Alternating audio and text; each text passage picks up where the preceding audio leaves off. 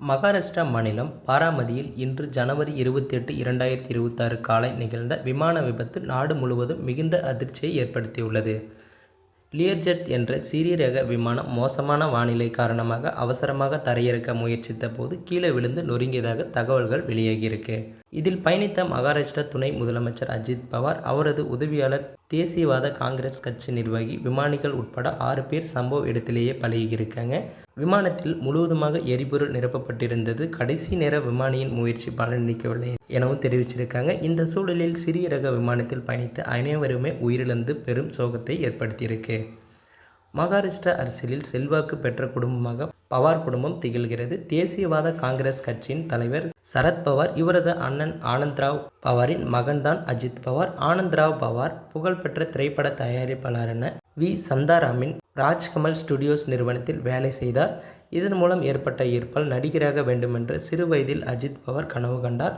ஆனால் தந்தையின் மரணத்திற்கு பின்னர் கல்லூரி படிப்பை பாதியில் விட்டுவிட்டு குடும்பத்தை கவனித்துக் கொள்ள வேண்டியிருந்தது. சித்தப்பா சரத் பவார் உதவியுடன் சில வேலைகள் செய்தார். பின்னர் கூட்டுறவு சர்க்கரை ஆலை வாரியத்தில் தேர்ந்தெடுக்கப்பட்டார். இதையடுத்து 1991ஆம் ஆண்டு பாராமதி தொகுதியில் இருந்து 10வது மக்களவைக்கு எம்பியாக தேர்வு செய்யப்பட்டார். அப்போது நரசிம்மராவ் தலைமையிலான அரசியல் சரத் பவாருக்கு மத்திய அமைச்சர் பதவி வழங்கப்பட்டது. உடனே சித்தப்பாவிற்காக தன்னுடைய பாராமதி தொகுதியை விட்டுக் கொடுத்தார். அதே ஆண்டில் நடந்த சட்டமன்ற தேர்தலில் பாராமதி தொகுதியில் போட்டியிட்டு எம்எல்ஏவாக வெற்றி பெற்றார். அதன் பிறகு தொடர் வெற்றிகளை குவித்தார். இந்த நிலையில் 1991, 1995, 1999, 2004, 2009, 2014, 2019, 2024 என தொடர்ந்து 8 முறை பாராமதி சட்டமன்ற தொகுதியில் வென்று எம்எல்ஏ ஆனார். நிதி, மின்சாரம் உள்ளிட்ட பல்வேறு முக்கிய துறைகளை கவனித்தார். குறிப்பாக 8 முறை துணை முதலமைச்சர் பதவிகளை வகித்தவர். முதலமைச்சர் பிருந்தவிராஜ் சவானின் ஆட்சி நவம்பர் 2010, செப்டம்பர் 2012, டிசம்பர் 2012, செப்டம்பர் 2014. முதலமைச்சர் தேவேந்திர பட்னாவிஸ் ஆட்சி 2019 நவம்பர் 23 முதல் 28 வரை. முதலமைச்சர் உத்தவ் தாக்கரே ஆட்சி டிசம்பர் 2019 முதல் ஜூன் 2022.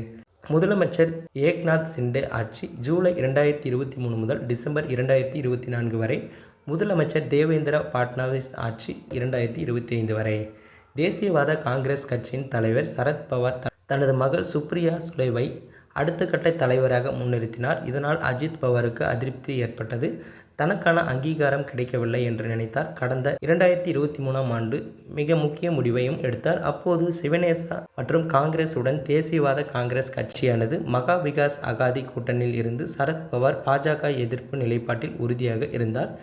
இந்த சூழலில் தனது ஆதரவு எம்எல்ஏக்கள் உடன் பாஜக கூட்டணியில் இணைந்தார். இதில் கட்சியை கைப்பற்றும் நோக்கம் மட்டுமின்றி தன் மீதான அமலாக்கத்துறை சிபிஐ வழக்குகளிலிருந்து தப்பிக்கவும் உதவும் என்றும் கருதினார். அதன் பிறகு 2024ஆம் ஆண்டு கடந்த மகாராஷ்டிரா சட்டமன்ற தேர்தலில் முக்கியமான துறை மட்டுமின்றி துணை முதலமைச்சர் பதவியும் பெற்று அரசியல் சாணக்கியராக திகழ்ந்தார். இவரது இழப்பு மகாராஷ்டிரா அரசியலுக்கு பேரிழப்பு என்று கூறப்படுகிறது. ஸோ இவரை பற்றி நீங்கள் என்ன நினைக்கிறீங்கன்றதை மறக்காமல் கமெண்ட்டில் சொல்லுங்கள். மேலும் இது போன்ற வீடியோக்களை தொடர்ந்து காண நமது சேனலுடன் தொடர்ந்து இணைந்திருங்க.